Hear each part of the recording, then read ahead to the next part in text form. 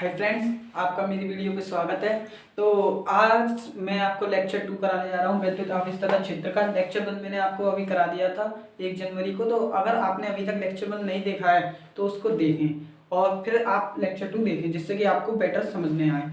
तो लेक्चर 1 में मैंने आपको पहले जो जो कराया था उसका एक शॉर्ट टाइम रिविजन कर लेते हैं। तो सबसे पहले मैंने कल आपको कराया था वैद्युत आवेश तथा क्षेत्र में वैद्युत आवेश किसे कहते हैं, और उसमें अंदर मैंने आपको बताया था गुरुत्वाकर्षण बल और क्या कहते हैं वैद्युत बल। तो गुरुत्वाकर्षण बल जो होता है हमारा, मैंने बताया था दो बिंदुओं के मध्य लगने वाले उनके द्रव्यमान के कारण जो बल लगता है आकर्षण बल, उसे गुरुत्वाकर्षण बल कहते हैं। और ऐसी कोई दो इलेक्ट्रॉन है, ये तो कोई इलेक्ट्रॉन है, इनके बीच में जो प्रतिकर्षण बल लगेगा उसे कहते हैं वैद्युत बल।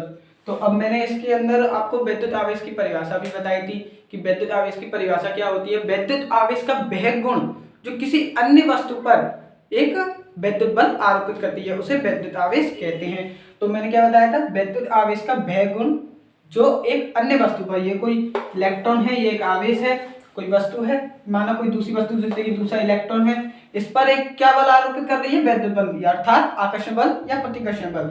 आकर्षण बल अट्रैक्ट फोर्स या प्रतिकर्षण बल रिपल्स कर रही है, तो उसे हम वैद्युत बल कहते हैं। तो जब वो किसी वस्तु पर वैद्युत बल आरोपित करती है तो उसे क्या कहते हैं, वैद्युत आवेश कहते हैं। फिर उसके बाद मैंने आपको बताया था कि वैद्युत आवेश के प्रकार कितने प्रकार के होते हैं। आवेश दो प्रकार के होते हैं, धनावेश तथा ऋणावेश। तो आवेश के प्रकार जो मैंने आपको बताया था, धनावेश और ऋणावेश। मैंने आपको इसकी कोई प्रॉपर्टीज बताई थी कि समान प्रकृति के आवेश एक दूसरे को प्रतिकर्षित करते हैं, मतलब कि रिपल्स करते हैं, भगाते हैं, भैया जाओ तुम्हारा कोई काम नहीं है। और विपरीत प्रकृति के आवेश एक दूसरे को आकर्षित करते हैं, प्लस माइनस एक दूसरे को आकर्षित करेंगे। ओके, तो ये हमारा, मैंने आवेश के प्रकार बता दिए थे आपको, और इलेक्ट्रॉन सिद्धांत बता दिया था कि किसी परमाणु में इलेक्ट्रॉन की कमी क्या बताता है कि उस पर धनावेश है, और किसी परमाणु में इलेक्ट्रॉन की अधिकता क्या बताता है कि उस पर ऋणावेश है। फिर उसके बाद मैंने आपको कूलाम के नियम भी बता दिया था। कूलाम के नियम में कि किन्हीं दो बिंदु आवेशों के मध्य लगने वाला, क्या बताया था कूलाम के नियम में, इसको मिटा लेता हूं मैं, आपको अच्छे से समझ नहीं आएगा इससे।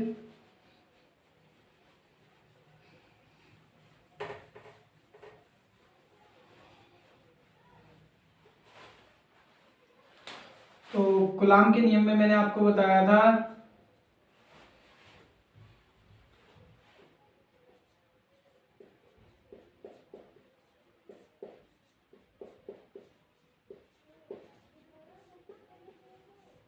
कूलाम का नियम में मैंने आपको बताया था कि दो बिंदु आवेशों के मध्य लगने वाला वैद्युत बल उन आवेशों की मात्राओं के गुणनफल के अनुक्रमानुपाती। माना कोई आवेश है Q1 व Q2 जो एक दूसरे से निर्वात में r दूरी पर स्थित है, इन दोनों के मध्य जो वैद्युत बल या लगेगा, आकर्षण बल या प्रतिकर्षण बल, वो इन दोनों, मतलब कि वैद्युत बल या आकर्षण बल को हमने F से डिनोट कर दिया।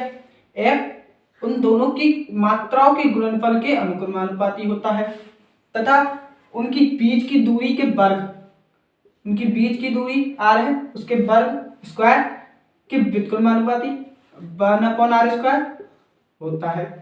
फिर हमने इसको सॉल्व कर दिया था इक्वेशन 1 और 2 मानकर। F बराबर हमारा आ गया था यहाँ पे K Q1 Q2 upon r², जहाँ पे K हमारा क्या था, नियतांक था, जिसका मान था 1/4πε0 बराबर 9 इंटू 10⁻⁹। और क्या कहते हैं, हमारा एप्सिलॉन नॉट का मान था 8.85 इंटू 10⁻12। ओके, सॉरी इसकी मात्रा बताना भूल गया मैं। 1/4πε9 इंटू 10⁹ न्यूटन मीटर स्क्वायर प्रति कूलाम स्क्वायर। इसका मात्रक होता है कूलाम स्क्वायर प्रति न्यूटन मीटर स्क्वायर। ओके, तो यहाँ तक मैंने कल आपको बता दिया था। और इसके अगर कोई बीच में माध्यम आ जाता है तो उसके बारे में ही मैंने आपको बता दिया था। तो आपसे आई थिंक आपने लेक्चर 1 देखा हो, अगर नहीं देखा तो आप देख लें, क्योंकि अगला टॉपिक है, मैं आपको अब लेक्चर 2 में आगे के टॉपिक कराने जा रहा हूँ।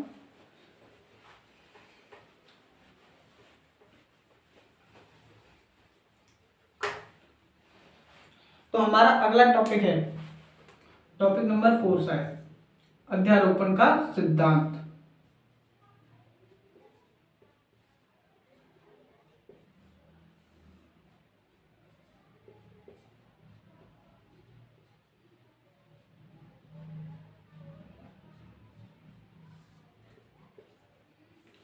तो अध्यारोपण के सिद्धांत में ये इम्पोर्टेंट टॉपिक है। ये आपके न्यूमेरिकल में काम आएगा, वैसे थर्टिकल में आपके लिए कुछ नहीं आएगा क्वेश्चन में इससे, मगर न्यूमेरिकल में अध्यारोपण का सिद्धांत बहुत काम आएगा, और ये आगे आपकी पार्ट 2 में भी आएगा फिजिक्स की में। ओके, तो इसके में कुछ थर्टिकल पॉइंट्स हैं जो मैं लिख देता हूँ, जब तक आप लेक्चर अगर नहीं देखा है तो देख लें।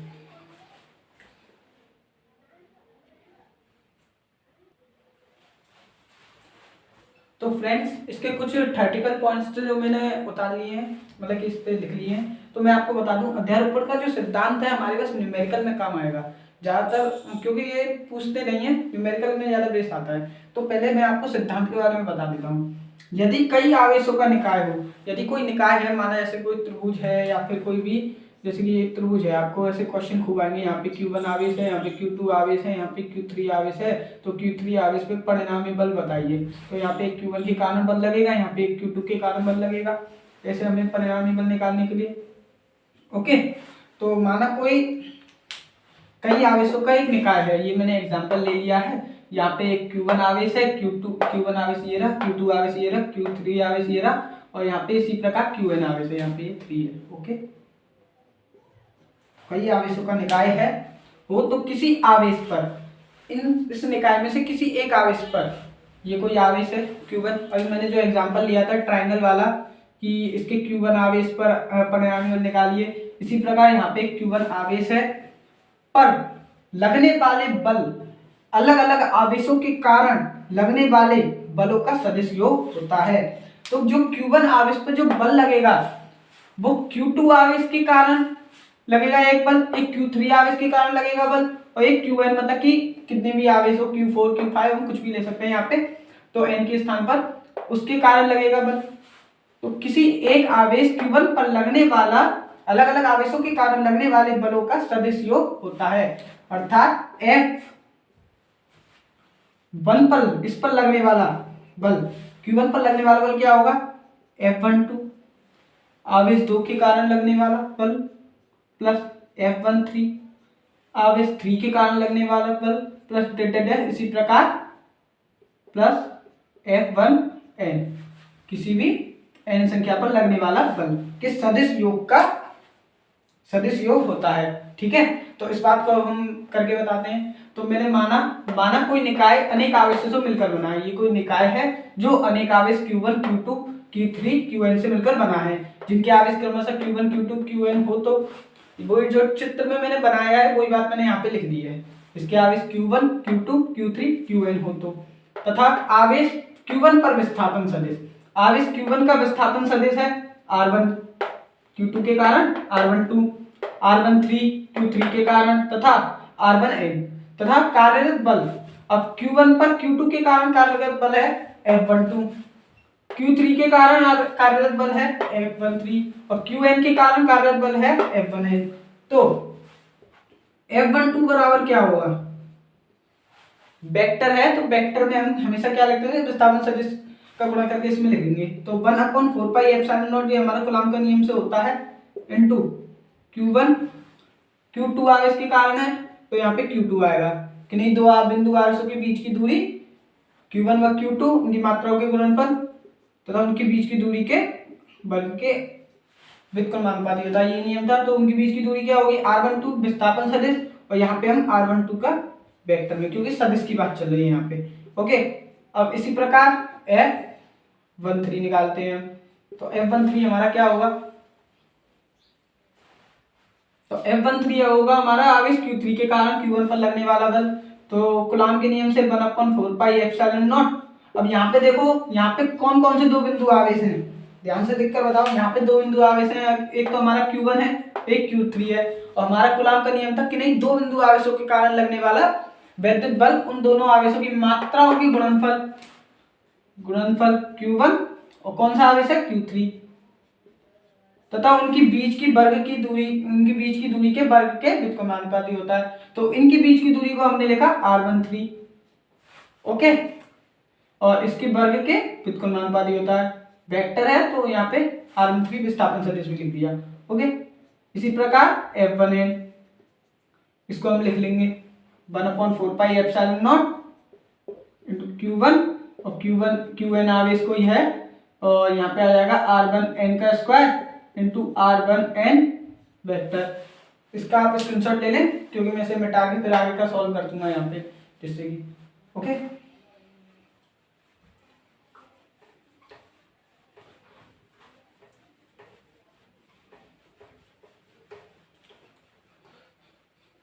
तो अभी मैंने आपको बताया अध्यारोपण के सिद्धांत में यदि कई आवेशों का निकाय हो, कि अभी मैंने आपको आवेशों का निकाय बताया था Q1, Q2, Q3 जो हमारे निकाय थे, किसी आवेश पर, कोई आवेश है Q1 पर लगने वाले बल लग रहा है, Q1 के कारण बल लग रहा है, Q2 के कारण बल लग रहा है, एक Q3 के कारण बल लग रहा है और Q4 के कारण। इसी प्रकार अलग अलग आवेशों के कारण लगने वाले बलों का सदिश योग होता है, ये मैंने यहाँ पे लिख दिया है। अब यहाँ पे हम इसी बात को लिख देते हैं। ये हमने F12 का मान क्या निकाला था, अभी F12 का मान निकाला था 1/4 pi epsilon not Q1 Q2 upon r12 का स्क्वायर इंटू r12 वेक्टर, ठीक है, सदिश योग की बात चल रही है, याद रखना। प्लस इसी प्रकार F13 का मान निकाला था हमने 1/4 pi epsilon not Q1 Q3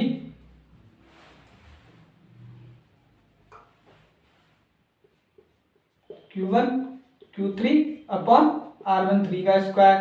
plus इसी प्रकार कोई आवेश मतलब कि Q4 है, तो उसके लिए कैसे लिखेंगे 1/4 pi epsilon not Q1 Q4 upon r14 का स्क्वायर इंटू r14 वेक्टर। इसी प्रकार n तक। तो अब यहाँ पे से एक चीज कॉमन आएगी 1/4 पाई एप्सिलॉन नॉट, जिसे हम कॉमन बाहर निकाल के लिख देते हैं। ये हमारा अध्यारोपण का सिद्धांत सॉल्व हो गया। Q1 Q2 अपॉन r12 का स्क्वायर इंटू r12 प्लस इसी प्रकार Q1 Q3 अपॉन r13 का स्क्वायर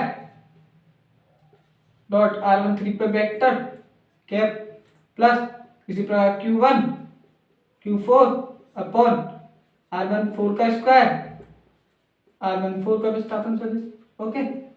ये हमारा अध्यारोपण का सिद्धांत था। आप इसे उतार लें, इसको मैं फिर रफ करके अगला टॉपिक आता हूँ। अगला टॉपिक है हमारा, हेडिंग डाल लो इसकी, विद्युत क्षेत्र।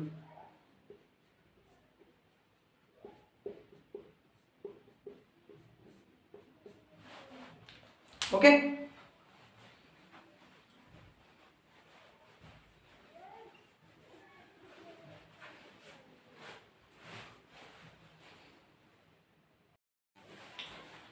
तो अब अगला टॉपिक है विद्युत क्षेत्र। तो विद्युत क्षेत्र क्या है, पहले मैं आपको डेफिनेशन बोल के बता देता हूं। तो किसी विद्युत आवेश को, ये माना कि कोई विद्युत आवेश है, ये कोई आवेश है, विद्युत आवेश, ओके, ये कोई विद्युत आवेश है Q, धनात्मक आवेश मान लेते हैं इसको। तो इसके चारों ओर का वह क्षेत्र, ये कोई इसके चारों ओर का एरिया है, इसके चारों ओर का वह क्षेत्र जिसमें कोई अन्य आवेश है, ये मान लिया Q0 धन प्रतिष्ठित आवेश, ठीक है। Q0 को इस विद्युत क्षेत्र के अंदर लाने पर इस पर आकर्षण या प्रतिकर्षण बल का अनुभव होता है, तो उसे विद्युत क्षेत्र कहते हैं, ठीक है। ये प्लस Q आवेश का विद्युत क्षेत्र कहलाएगा। तो किसी विद्युत आवेश का वह क्षेत्र जिसमें किसी अन्य आवेश को लाने पर आकर्षण या प्रतिकर्षण बल का अनुभव होता है, उसे क्षेत्र को विद्युत क्षेत्र कहते हैं। तो हमारा जो क्षेत्र की, इसको आप कैसे समझ लो, हर एक का कुछ ना कुछ एरिया होता है। जैसे कि अब जहां वो जिस एरिया में बैठा है उस एरिया में उसे पता चल जाएगा कि ये लड़का टॉपर है। कैसे पता चलेगा, क्योंकि साथ के बता देते हैं। इसी प्रकार हमारे जो आवेश है, उस आवेश को हम लाते हैं तो उस पर आकर्षण प्रतिकर्षण बल का अनुभव होता है, जिससे हमें पता चल जाता है कि ये विद्युत क्षेत्र है। ओके, आई थिंक आपको समझ में आ गया होगा। तो मैं इसकी डेफिनेशन लिख देता हूं।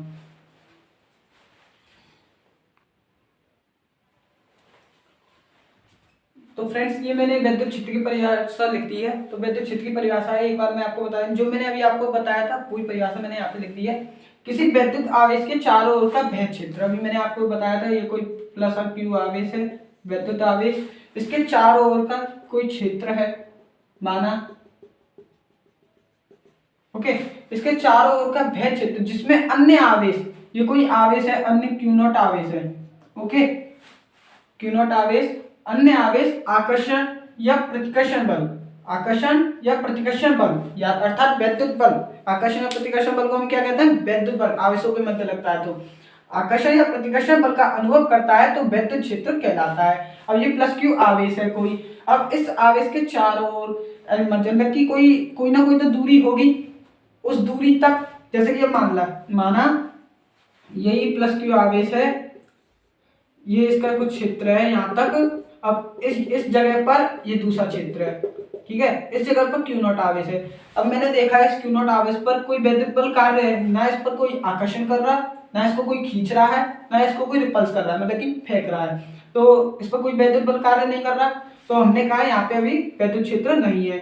अब इसी आवेश को यहाँ से उठाकर मैं यहाँ पे ले आता हूँ, अब मैंने देखा जैसे ही मैंने इस आवेश को यहाँ पर लाया तो ये इसकी ओर इससे प्रतिकर्षण होने लगा, ओके, ये रिपल्स करने लगी, ये यहाँ से दूर जा रहा है, क्यों जा रहा है, क्योंकि इस पर प्रतिकर्षण बल लग रहा है, और किस क्षेत्र पर लग रहा है, इस आवेश के चारों ओर जहां तक ये रिपल्स कर रही है, यहाँ पे आ रहे हैं तो यहाँ पे लास्ट, यहाँ पे रिपल्स करती है, यहाँ पे ले आते हैं हम तो यहाँ पे रिपल्स नहीं कर रही, इसका मतलब है यहाँ पे ये इस आवेश का प्लस क्यू आवेश का वैद्युत क्षेत्र है। तो वही डेफिनेशन मैं आपको बताता हूँ, किसी वैद्युत आवेश के चारों ओर का वह क्षेत्र जिसमें अन्य कोई आवेश है क्यू नॉट, आकर्षण बल या प्रतिकर्षण बल का अनुभव करता है, वैद्युत क्षेत्र कहलाता है। सिंपल सी डेफिनेशन थी, ये आपके कोर्स में 2 नंबर का आता है, ज्यादा नहीं आता। इसके बाद है वैद्युत बल रेखाएं, तो वैद्युत बल रेखाएं के बारे में मैं आपको बता देता हूँ, वह काल्पनिक निष्कोण रेखाएं होती हैं, ओके, तो उसकी भी मैं डेफिनेशन लिख देता हूँ जिससे कि आपको अच्छे से समझ में आ जाए, ओके।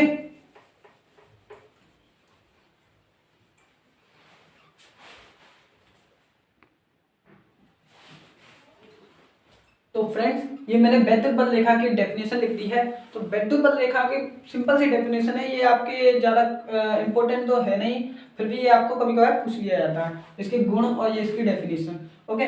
तो 2 नंबर में आ जाता है ये। तो वैद्युत बल रेखाओं के बारे में मैं आपको बताता हूँ। हमने हाई स्कूल में चुंबकीय बल रेखाओं के बारे में पढ़ा था, ये उसी प्रकार है वैद्युत बल रेखाएं, ठीक है। तो वैद्युत बल रेखाएं वे काल्पनिक व निष्कोण रेखाएं होती हैं, यह एक काल्पनिक रेखाएं होती हैं, इन्हें हम देख नहीं सकते, काल्पनिक मतलब जिन्हें हम देख ना सके, मतलब कि जो हमने माना है कि कोई रेखाएं हैं, ओके। निष्कोण रेखाएं हैं, किसी कोण से झुकी हुई रेखाएं जो वक्राकार पथ पर गति करती हैं। अब वक्राकार पथ क्या होता है, वृत्तीय पथ एक तरीका से, जैसे कि अब आपको मैं ये कोई सरल रेखा है, अब इस रेखा के अनुसार कोई गति कर रहा है तो वो होगा सरल रेखीय गति, सरल रेखीय पथ पर गति करना। अब मैं इसको यूं कर दूं तो अब इसको हम कहेंगे वक्राकार गति, वक्राकार पथ पर गति करना, ओके। तो वक्राकार पथ आपके समझ में आ गया होगा, वृत्तीय परिधि पे जो गति करते हैं उसको वक्राकार पथ कहते हैं, ओके। तो वैद्युत बल रेखाएं वह काल्पनिक व निष्कोण रेखाएं हैं। एक और बात मैं आपको बता देता हूँ, ये लाइन मेन है, वह काल्पनिक रेखाएं हैं। कौन सी रेखा है, काल्पनिक, ये है नहीं, ये हमने माना है, ऐसा नहीं है कि हमको दिख रही है कि ये काल्पनिक रेखा है, हाँ भाई ये इधर से जा रही है इस आवेश पे, हमको दिख गई ये रेखाएं हैं काल्पनिक वैद्युत बल रेखाएं, ये हमको दिखनी नहीं है, ओके। ये निष्कोण रेखाएं हैं जो वक्राकार पथ पर गति करती हैं। अब ये मैंने आपको ये लाइन समझाई थी, तो मैंने जैसे कि आपको एग्जांपल ले लेता हूँ, ये कोई प्लस क्यू आवेश है और ये कोई माइनस क्यू आवेश है, तो ये काल्पनिक रेखाएं हैं, इस कारण से मैं इसको डैश डैश करके बना रहा हूं,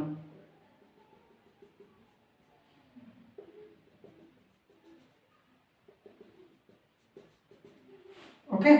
अब ये काल्पनिक रेखाएं हैं, डैश करके मैंने आपको बता दिया, दिखा दिया। वह निष्कोण है, एक कोण से झुकी हुई है जो वक्राकार पथ पर, इनका पथ कैसा है, वक्रीय, वक्राकार पथ पर गति कर रही है।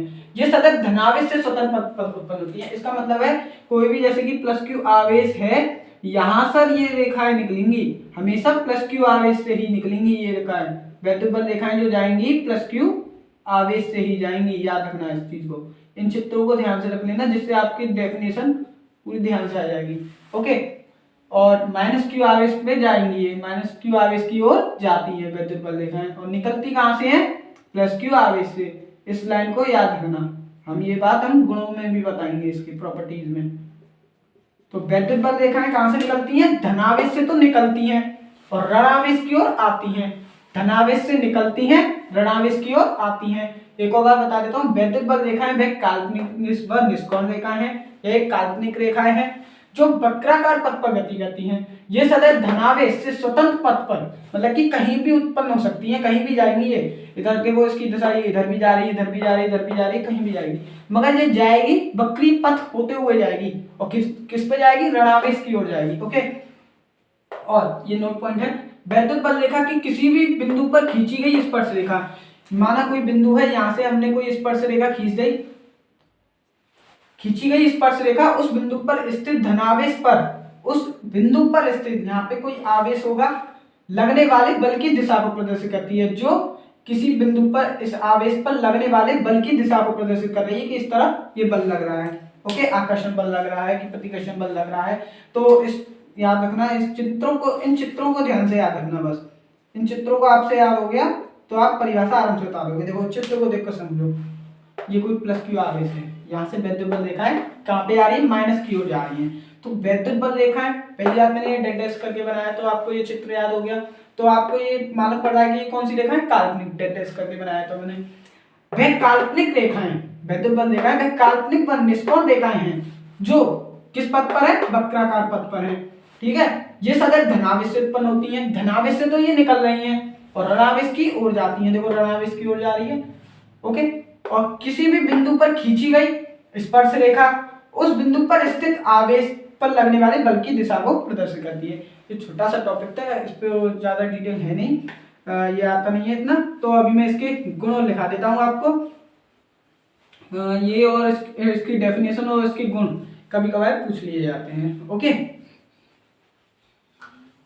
वैद्युत बल रेखाओं के गुण लिखा दे।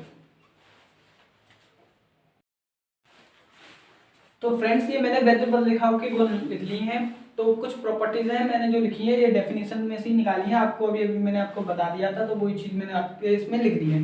तो पहला पॉइंट है हमारा, ये सदैव धनावेश से ऋणावेश की ओर गति करती हैं। तो वैद्युत बल रेखाएं हैं धनावेश से ऋणावेश की ओर गति करते हैं। मैंने ये आपको चित्र बना के दिखाया था, ये प्लस क्यू आवेश है, ये कोई माइनस क्यू आवेश है, यहाँ से ये वैद्युत बल रेखाएं काल्पनिक व निष्कोण रेखाएं जा रही हैं, और ये मैंने आपको बार बार 3 बार कहकर बताया था कि वे वैद्युत बल रेखाएं धनावेश से ऋणावेश की ओर जाती हैं।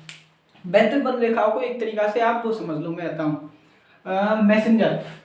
ओके, मैसेंजर जो क्लास में होता है ना, कोई लड़का होता है, ये लड़का मान लो एक प्लस क्यू आवेश है, तो लड़की को जब कोई मैसेज भेजता है लेटर के माध्यम से, मोबाइल का नहीं, अब तो व्हाट्सएप का जमाना है, तो पुराने जमाने में मैसेज भेजता है तो कैसे भेजता है, लड़कों से ऐसे बकरा, मतलब कि लड़कों द्वारा भेजा जाता है। किस पे भेजता है, लड़की पर ही भेजता है। तो याद रखना, लड़की हो गई हमारी माइनस, लड़का हो गया हमारा प्लस।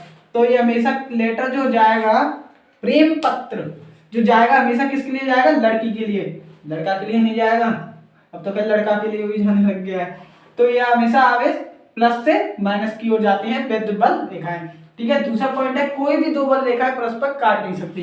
जैसे कि ये एक बल रेखा है, ये भी एक बल रेखा है, ये एक दूसरे को कभी काटेंगी नहीं। अगर ये काटती हैं तो वहां पे एक कटान बिंदु आ जाएगा। कटान बिंदु मतलब जैसे कि कोई दो रेखाएं काट रही हैं, जिस पॉइंट पर काट रही हैं उसे हम कहते हैं कटान बिंदु। ओके, उसे हम क्या कहते हैं, कटान बिंदु।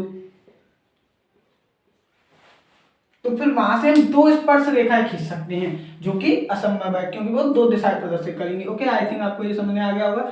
तीसरा मैंने वही लिख दिया है, ये इनका पथ वक्राकार होता है, ये वक्राकार पथ पर है। ये बल रेखाएं एक दूसरे के समांतर होती हैं, ये देखो एक दूसरे के समांतर है, तभी तो ये एक दूसरे को नहीं काट रही। अब आप इसका स्क्रीनशॉट ले लें। जिसके बाद अगला टॉपिक है हमारा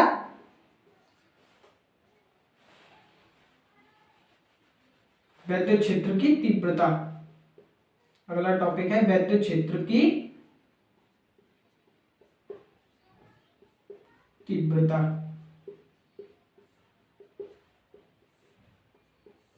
मैं आपको बता दूं वैद्युत क्षेत्र की तीव्रता क्या है। किसी एकांक धन परीक्षण आवेश को, कोई माना Q0 एक आवेश है, क्या है, Q0 एक आवेश है। ओके, एकांक धन परीक्षण आवेश को वैद्युत क्षेत्र के अंतर्गत, अब मैंने आपको अभी बताया था पिछली डेफिनेशन में वैद्युत क्षेत्र क्या होता है। ये कोई प्लस क्यू आवेश है, इसके चारों ओर का वह क्षेत्र जहाँ पे इसकी हुकूमत चलती हो। क्या चलती हो? हुकूमत। कि हाँ भाई यहाँ का बॉस तो मैं हूँ, इसके आगे कोई नहीं है, इसके मर्जी के अलावा यहाँ पे कोई प्रवेश नहीं कर सकता। ये बुलाएगा तब ये आकर्षण होगा, और ये भगाएगा तो ये रिपल्स कर देगा, जा भैया जा। तो यह वैद्युत क्षेत्र। तो क्या है परिभाषा, डेफिनेशन? एकांक धन परीक्षण आवेश, कोई एकांक धन परीक्षण आवेश है Q नॉट को वैद्युत क्षेत्र के अंतर्गत, वैद्युत क्षेत्र के अंतर्गत लाने में कार्यरत बल।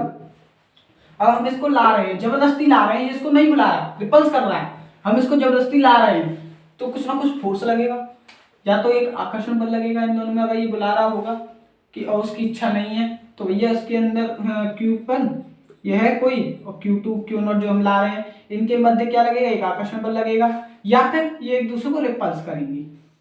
तो जो जिस फोर्स से ये रिपल्स करेंगी या फिर जिस फोर्स से ये आकर्षण करेंगी, एकांक धन परीक्षण आवेश को, किसको? एकांक धन परीक्षण आवेश को वैद्युत क्षेत्र के अंतर्गत लाने में कार्यरत बल उस क्षेत्र की वैद्युत क्षेत्र की तीव्रता कहलाती है। ओके, उस आवेश की वैद्युत क्षेत्र की तीव्रता कहलाती है। तो हमें फॉर्मूला आएगा हमारा E बराबर F/Q0। यह भी मैं आपको बताऊंगा कैसे आया है।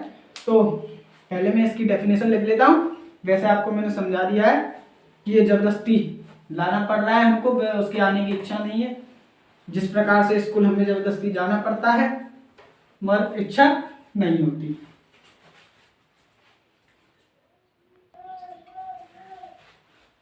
हाँ तो फ्रेंड्स, ये मैंने वैद्युत क्षेत्र की डेफिनेशन लिख दी है। जो अभी मैंने आपको बताया था वही मैंने लिखा है यहाँ पे कि एकांक धन परीक्षण आवेश, कोई माना एकांक धन परीक्षण आवेश Q नॉट है, को वैद्युत क्षेत्र में लाने में कार्यरत। वैद्युत क्षेत्र क्या होता है? किसी प्लस क्यू आवेश का वह एरिया जहां पर उसकी हुकूमत चलती हो, उस क्षेत्र में लाने में कार्यरत बल। अब हम इस आवेश को ला रहे हैं, तो आवेश, इस आवेश पर कोई ना कोई बल लगेगा। वो या तो आकर्षण बल होगा या वो प्रतिकर्षण बल होगा, या तो वो रिपल्स करेगी या फिर वो अट्रैक्ट करेगी। वैद्युत बल, कार्यरत बल, तो ये कोई F हो गया इस पर कार्यरत बल। और किस आवेश को ला रहे हैं? एकांक धन परीक्षण आवेश Q नॉट, अपूर्ण में ले लेंगे इसको। ओके, कि वैद्युत क्षेत्र की तीव्रता कहलाती है, क्या कहलाती है हमारी? E कहलाती है। तो E बराबर होता है हमारा F/Q नॉट। ये फॉर्मूला होता है, इसके बेस पर खूब सारे न्यूमेरिकल आएंगे, आप इसको ध्यान से देख लें। ओके, एक और बता देता हूं, एकांक धन परीक्षण आवेश को वैद्युत क्षेत्र के अंतर्गत लाने में कार्यरत बल वैद्युत क्षेत्र की तीव्रता कहलाती है। इसे ई से प्रदर्शित करते हैं। इसका मात्रक क्या होगा? मात्रक आप खुद ही सोचो। देखो, F का मात्रक क्या होता है हमारा? न्यूटन। Q का मात्रक, आवेश का मात्रक क्या होता है? कूलाम। तो न्यूटन प्रति कूलाम, मात्रक हो गया हमारा न्यूटन प्रति कूलाम। बीमा हम उसकी निकाल ही लेंगे, और इसके और भी मात्रक हो सकते हैं। जैसे न्यूटन का मान रख दिया हमने, किलोग्राम मीटर प्रति सेकंड स्क्वायर। इस तरह से हम और भी मात्रक निकाल सकते हैं। तो इसकी हम बीमा निकाल लेंगे।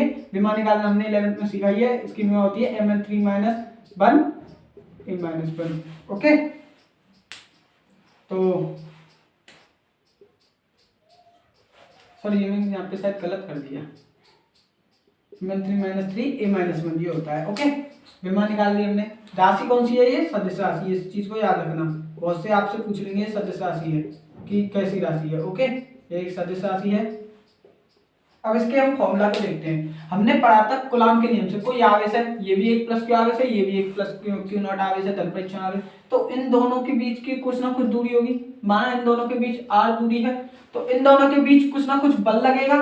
तो कूलाम के नियम से F बराबर क्या होगा हमारा? 1/4 pi epsilon not Q not upon r square. दूरी r मानी है हमने इन दोनों के बीच की। ओके, तो कूलाम के नियम से F की वैल्यू ये आ गई। Q नॉट हमारे पास है ही। हम अब इस फॉर्मूले में रख के देखते हैं। तो इसको मान लेता हूं मैं समीकरण 1, इसको मिटा देता हूं, रफ कर दिया मैंने इसे। इसको समीकरण 1, तो समीकरण 1 में F का मान रखा हमने। तो E बराबर होता है हमारा क्या? F/Q not. एकांक धन परीक्षण आवेश को वैद्युत क्षेत्र के अंतर्गत लाने में कार्यरत बल। तो F बराबर मान क्या है? 1/4 पाई एप्सिलॉन नॉट। ये रखा 1/4 pi epsilon not Q not upon R square और यहाँ पे क्यू नॉट है ही, तो यहाँ पे इंटू में क्यू नॉट देते हैं। ओके, क्यू नॉट से क्यू नॉट कर दिया। तो हमारा ई का नया मान जो आया है, यहाँ पे लिख देता हूँ मैं इसे, ई का जो नया मान आया हमारा 1/4 pi epsilon not Q upon R square. Okay, Q upon R square. तो ये हमारा ई का फॉर्मूला, हम इस फॉर्मूले का बहुत प्रयोग करेंगे न्यूमेरिकल में। इसका मात्रक हमने मैंने बता ही दिया, न्यूटन प्रति कूलम। यदि कोई परावैद्युत माध्यम हो तो एप्सिलॉन नॉट के संग k का गुणा कर देंगे, ये मैंने आपको बता ही रखा है। तो इसके बाद का अगला टॉपिक है वैद्युत द्विध्रुव, जो टॉपिक जो लास्ट टॉपिक है। फिर उसके बाद में आज की लेक्चर को समाप्त कर दूंगा, क्योंकि लेक्चर बहुत बड़ा हो गया है। तो उस लेक्चर को अभी कर देते हैं, वैद्युत द्विध्रुव को। तो फ्रेंड्स, ये मैंने वैद्युत द्विध्रुव तथा द्विध्रुव आघूर्ण की डेफिनेशन लिखनी है। ये आज के लेक्चर का लास्ट टॉपिक है। इसके बाद में लेक्चर समाप्त हो जाएगा। अगले लेक्चर में मैं आपको कराऊंगा द्विध्रुव आघूर्ण के द्वारा अक्षीय मतलब कि एक्स अक्ष पर क्षैतिज तथा और वो निरक्षीय तथा बाह्य अक्ष पर द्विध्रुव आघूर्ण के कारण वैद्युत क्षेत्र की तीव्रता निकालना। ये मोस्ट इंपोर्टेंट टॉपिक है, ये मैं आपको अगली वीडियो पे कराऊंगा। तो अगला लेक्चर आप जरूर अटेंड करें। तो इस लेक्चर के लास्ट टॉपिक को हम ध्यान से समझते हैं। तो इस टॉपिक में कहना है, पहले हम वैद्युत द्विध्रुव के बारे में समझते हैं। वैद्युत द्विध्रुव होता क्या है? तो वैद्युत द्विध्रुव एक ऐसा निकाय है जिसमें दो विपरीत प्रकृति के आवेश, कैसे विपरीत प्रकृति के आवेश का है मैंने, यह मतलब कि एक प्लस होगा और एक माइनस होगा। ठीक है, ये कोई प्लस आवेश है और एक माइनस क्यू आवेश है। ठीक है, ये दो विपरीत प्रकृति के आवेश हैं जो एक दूसरे से अल्प दूरी पर स्थित हैं। मतलब कि ये कुछ छोटी सी दूरी पर, ज्यादा नहीं, छोटी सी दूरी पर स्थित होंगे, जिन्हें हमने 2l माना है। या मैं न्यूमेरिकल में काम आएगा, मगर याद रखना, इसकी और बता देता हूं। ठीक है, तो क्या कहा मैंने, ये कोई वैद्युत द्विध्रुव है, माइनस क्यू आवेश यहाँ पे मान लेते हैं, यहाँ पे प्लस क्यू आवेश मान लेते हैं, जो एक दूसरे से अल्प दूरी 2l पर स्थित है। ये हमने माना है 2l, क्योंकि न्यूमेरिकल में काम आएगा बहुत। हम डेफिनेशन जब हम इसकी करेंगे, क्या कहते हैं, अक्षीय स्थिति पर निरक्षीय स्थिति में, तो हमें ये उसमें ही वर्क आएगा। ठीक है, तो वैद्युत द्विध्रुव वह निकाय है, यह एक निकाय है जिसमें दो विपरीत आवेश, विपरीत प्रकृति के आवेश, एक माइनस एक प्लस, एक माइनस एक प्लस, एक दूसरे से अल्प दूरी मतलब सूक्ष्म दूरी, सूक्ष्मतम दूरी, कम से कम दूरी 2l, ठीक है, पर स्थित हो, तो उस निकाय को क्या कहते हैं, वैद्युत द्विध्रुव कहते हैं। अब इसकी डेफिनेशन समझ लेते हैं। किसी एक आवेश तथा दोनों आवेशों के बीच की दूरी। अब इन दोनों आवेशों में से किसी एक आवेश को ले लेते हैं, या तो माइनस क्यू को ले लो या प्लस क्यू को ले लो। हम चिन्ह नहीं लेंगे इसमें, तो माइनस क्यू या प्लस क्यू किसी भी एक आवेश की मतलब ले लो। तो हमने ले लिया एक प्लस क्यू आवेश ले लिया। ठीक है, कोई सी एक आवेश ये ले लिया के बीच की दूरी क्या है इन दोनों की, क्या मानी है, 2l के गुणनफल। तो मैंने यहाँ पे किसी एक आवेश प्लस क्यू, उनके बीच की दूरी 2l के गुणनफल को वैद्युत द्विध्रुव आघूर्ण कहते हैं, जैसे p से प्लस करते हैं। तो यहाँ पे स्मॉल p बराबर q इंटू 2l, ये हमारा फॉर्मूला हो गया। इसको अच्छे से याद रख लें, स्मॉल p बराबर q इंटू 2l। इसका मात्रक क्या हो जाएगा, कूलम मीटर। q से कूलम, लंबाई हमारी दूरी किस में नापी जाती है, मीटर में, तो कूलम मीटर। मात्रक बराबर हो गया हमारा कूलम मीटर। बीमा क्या हो जाएगी, आप उसकी बीमा निकाल सकते हैं आराम से, LTA, लता मंगेशकर जी, जो अब नहीं रही हैं। ओके, और इसका नोट पॉइंट एक लिखा देता हूं मैं आपको। पहली बात, वैद्युत द्विध्रुव एक कैसी राशि है, सदिश राशि है। वैद्युत द्विध्रुव आघूर्ण